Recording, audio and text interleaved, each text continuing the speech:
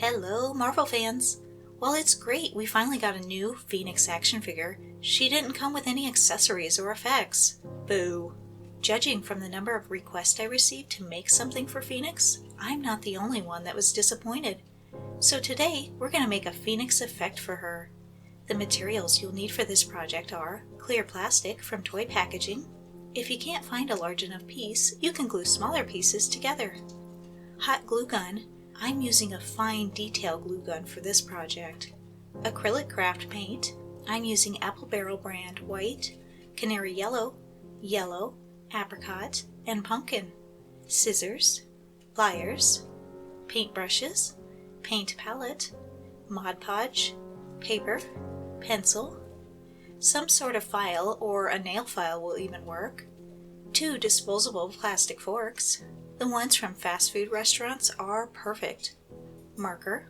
I'm using a dry erase marker, but other kinds will work too. A ruler or T-square. And some optional components are LED lights or tea light candles. We need to start by sketching a pattern for the effect on a piece of paper. I want my effect to be pretty large, so I'm going to use up most of the space on this paper. I ended up drawing 3 different designs until I came up with one I was happy with, so don't give up and just keep trying. For me, it was easiest to draw a bird shape and then come back and add the flames to the edges. Here's my pattern with the measurements. It's not pretty, but it'll do. I also have some smaller flames in the middle that I will be discussing soon. And I just realized that the head of my Phoenix looks like my pet cockatiel. Well, I guess I shouldn't be surprised. Next, place your plastic packaging on top of your sketch and use the marker to trace the design on the plastic. I also left an additional 6.5 centimeters of plastic on the bottom of the Phoenix's tail to form part of a base. Use your scissors to cut out the design. You want to use scissors that you don't care about because cutting the plastic can dull the blades. Any remnants of the marker that's still left on the plastic easily wipes away with a paper towel. If there are any sharp edges on your plastic, use a file to dull them down a bit so you don't risk cutting yourself on the plastic. The Phoenix may be a cosmic entity, but that doesn't mean we need to make a blood sacrifice to it. I've decided I want my effect to have a bit of dimension to it instead of being completely flat, so I'm sketching an interior layer of flames that I'm eventually going to glue on top of the previous layer of plastic. Then I trace the pattern like before and cut it out. And I'm going to sketch one final interior layer of flames, trace it, and cut it out. This one will be my top layer. Starting with that top layer, which is also the smallest, I'm going to apply a line of glue to the back side of it along the edge of my flames. I let the glue dry, and then I apply a second layer of glue directly on top of the first. I repeat this process of applying a line of glue 2 layers thick to the edge of my middle flame section of my effect. Then I glue the top layer on the center of the middle layer. Next, glue the middle layer on the center of the largest piece. And here's what the effect looks like so far. For this next stage, we need to make a tool to help us using the 2 plastic forks. The tines of one fork are too spread apart for this project, so use the hot glue and glue the 2 forks together like this to make a double fork. Double fork. That really is too long of a name. Let's just shorten it and call it dork? Yeah, it works for me. The dork will be used to make the patterns smeared in hot glue on the Phoenix effect to add even more dimension. I highly recommend that you practice on a piece of spare plastic with a dork before you move on to your effect.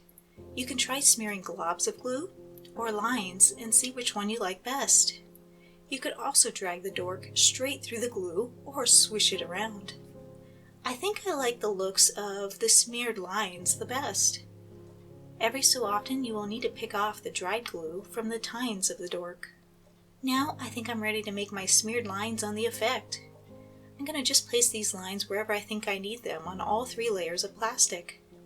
You can add as many or as little as you want.